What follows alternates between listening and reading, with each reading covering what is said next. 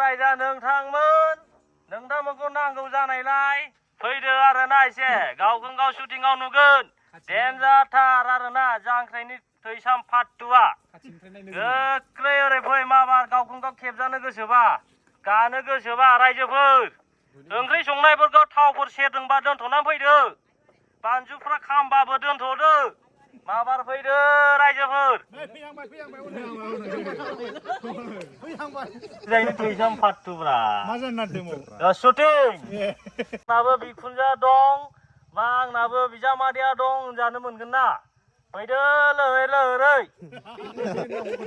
रायजोफोर जाय फिसा मोनलोङाखै लोंफैनो हागोन एखेबारे मैसो गोसोमनि दिसि आरोना मैसोआ एखेबारे पियर गोथावथार आरो खेबसे लोंब्ला 10 बारसो लोंनो गोसो जागोन आरोना रायजोफोर लोंफैदो रायजोफोर ओरै गोबाङै दङ ओरै लोंफैदो साया गोबाङै दंबावो एखेबारे मैसो गोसोमनि आरोना गेलास गैयाबाबो आखाइ